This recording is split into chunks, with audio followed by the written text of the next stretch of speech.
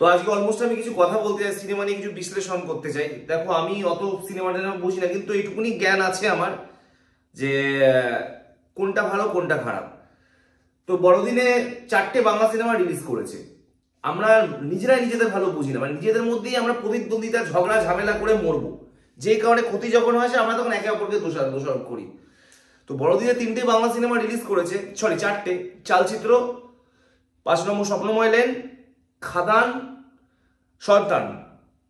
সেখানে খুব ভালো পারফর্ম করেছে নাম্বার 1-এ খাদান, যেটার এই মুহূর্তে বক্স অফিস কালেকশন হচ্ছে প্রায় 8 কোটি, প্রায় 8 কোটি। খাদানের বক্স অফিস কালেকশন টোটাল প্রায় 8 কোটি টাকার মানে কালেকশন করেছে 6 দিনে খাদান। মানে এটা একটা বিশাল রেকর্ড, মানে বাংলা সিনেমা যেটা দরকার ছিল একটা ইন্ডাস্ট্রির মাস মুভিকে বাঁচানোর জন্য। আর মাস মুভি যে বেস্ট হয়, মাস মুভি খুব ছোট করতো আমাদের ইন্ডাস্ট্রিতে, কিন্তু দেখা যায় মাস মুভি যে বেশি কালেকশন আনতে পারে, কমার্শিয়াল নামটা এমনি এমনি হয়নি, হয়তো বিজনেস করতো না মানে, কিন্তু সেরকম বানালে সেটাই সবচেয়ে বেশি কালেকশন দেবে, সেটাও জানে। তো সন্তানের আয় হয়েছে প্রায় 1,70,00,000 টাকা সন্তান আয় করেছে, মানে রাজ চক্রবর্তীর সন্তান। আর আরো যেগুলো ছবি আছে সেগুলোর ব্যবসা মানে না বলার মতোই। 5 নম্বর স্বপ্নময় লেন এই 25 লক্ষ। আর যেটা আরেকটা যে ছবি আছে ওই যে চালচিত্র, ওটাও 35 থেকে 40 লক্ষ। কিন্তু হলগুলো কিন্তু মোটামুটি যে একেবারে যে কটা চলেছে সেখানে কিন্তু প্রায় হাউসফুলই গেছে। কিন্তু কিন্তু ওদের ভুল হচ্ছে কি, এই টাইমটা রিলিজ দেওয়ার কি দরকার ছিল? এখন যেখানে দেখছে দেব সুপারস্টারের সিনেমা, দেবের সিনেমা রিলিজ করছে, রাজ চক্রবর্তী সুপারস্টার ডিরেক্টর হিসেবে তাদের সিনেমা রিলিজ করছে। তো ঠিক এই পরিস্থিতিতেই ওনাদের কোনো প্রয়োজন ছিল এরকম ধরনের সিনেমা করার? আপনারাই বলুন, কোনো প্রয়োজন ছিল কি? ছিল না, কিন্তু ওনারা দিয়েছেন।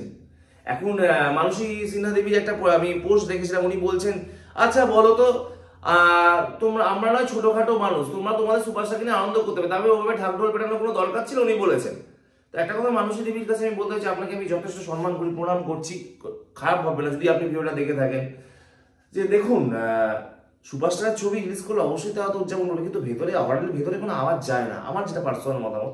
আর একটা কথা, আপনি নিঃসন্দেহে একজন ভালো পরিচালক, বিশাল ট্যালেন্টেড, আপনি নিজে ভালো অভিনেত্রী, আমি নিজে আপনাকে সামনে থেকে দেখেছি, আমি আপনার কাছে অডিশনও দিয়েছি।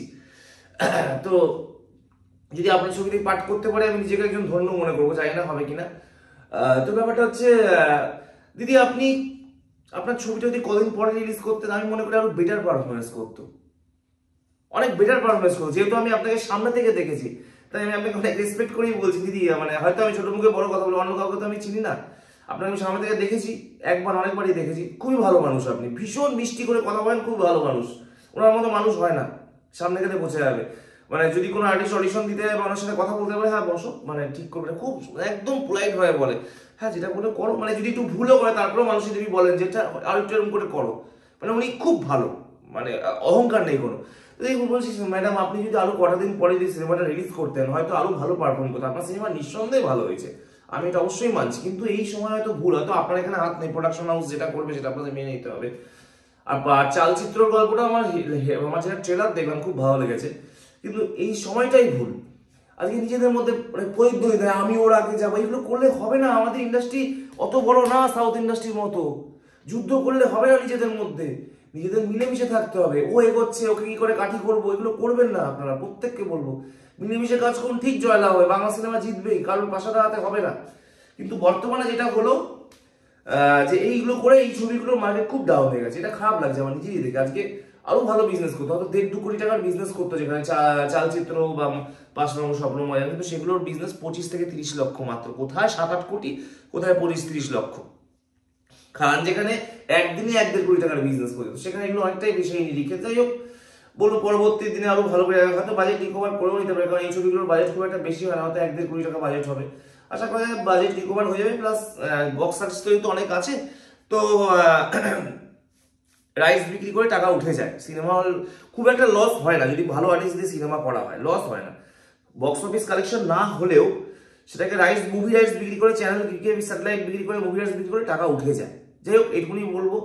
পরের ভিডিওর জন্য অবশ্যই আমার চ্যানেলটা দেখলে সাবস্ক্রাইব করে দেবে আর শেয়ারও করবে কথাগুলো যদি ভালো লাগে। ধন্যবাদ।